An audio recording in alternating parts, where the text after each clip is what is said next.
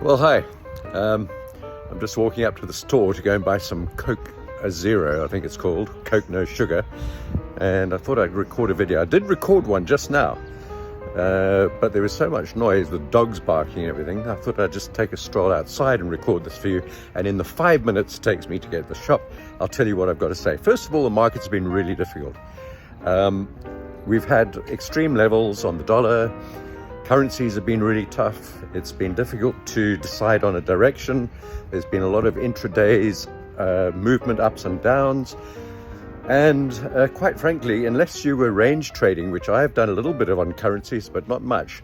But if you were trying to trend trade or breakout trade, you probably got into a bit of trouble and you would have found it really difficult to trade. So range trading is probably the best thing to do. Now we've seen the dollar at extreme levels. We've seen the dollar index topping 22-year highs. We've seen the pound and the euro at 20-year lows, but not breaking through those lows. And we've seen key levels on the Nasdaq and on gold and all sorts of other instruments. So I'm going to be sending out a video in about 24 to 36 hours time to give you some ideas about how to trade into this coming week. We've got CPI numbers coming out on Wednesday, I think it is. So that's going to be a key number. We've had Jackson Hole, where the Fed has said they're not going to be easing up on the interest rate raise story. They made it very clear. Powell was absolutely clear that, in fact, terse, I would say, very blunt and short, saying that they're not going to rest on their laurels and let interest rates continue to languish at these high levels, and they're determined to bring them down. So there's not going to be any easing or soft landing or let up on the interest rates. So how do we trade into the week ahead? Well, I've been trading predominantly currencies. Predominantly not trading currencies, even though I'm mostly a currency trader.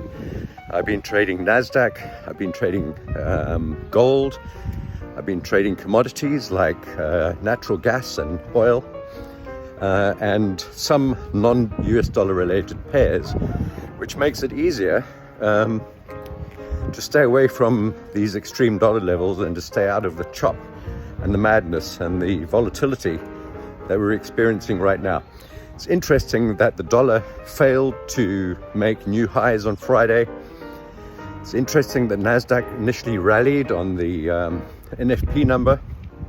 Nasdaq rallied, euro and the pound rallied and then dropped. The number was about 320,000, which was not bad at all, pretty good, but not as good as it was last month. That was over 500,000.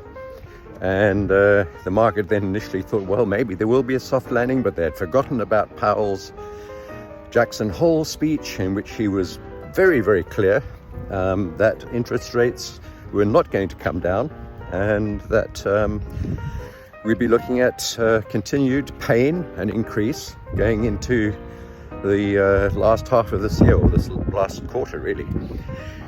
So I've been trading currencies which are not dollar related, and I've been also trading a lot of gold on Friday. I was buying gold, which worked out really well. I've been selling natural gas on rallies and that sort of thing. So, and trying to stay out of currencies, perhaps just trading a little bit here and there on cross pairs. Now, I'm going to be putting up a video. Just going to cross the street here. I'm going to be putting up a video in the next 24 to 36 hours to give you some ideas on how I'm going to be trading currencies and other instruments into this coming week. So keep an eye out for that. The best way to get that info as quickly as possible is to actually subscribe to this channel.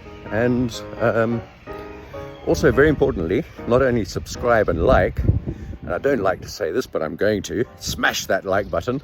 Actually, I kind of always wanted to say that. But hit the, gently caress, touch, and lovingly pat the notification bell, because what that does is when you click on that, you'll get a notification sent to your phone and to your laptop or your computer or your iPad, whatever you're using, as soon as the videos come out, and you'll get notified about that. So keep an eye out for the video, hit the subscribe, gently caress the notification bell, and give a little tap on the bottom to the like button, and I'll see you in the next video. And I'll give you some ideas about trading into the coming week and into this month of September, beginning of spring. Labor Day on Monday, remember that. So some brokers will be closed during the US session. The stock markets will be closed, the US markets, but the London markets will be open. So there'll be an opportunity to trade going into London. Perhaps a little quiet if your broker is open, probably a bit quiet during the US session. So be aware of that, and I'll speak to you very soon. So thanks for listening. Remember to do all those things: pat, like, gently hug the subscribe and notification buttons on your computer or your telephone, and I'll speak to you very soon. Take care.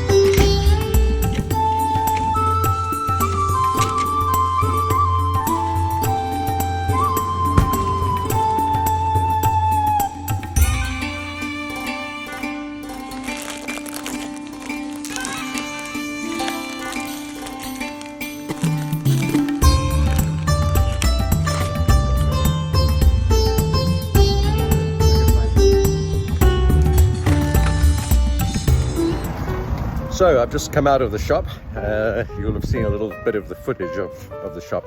I forgot to tell you, I'm also going to be recording a bit of an update on my $100,000 challenge, which is doing really well. For those of you who are following it, you'll have noticed that I got to about $6,200 last month.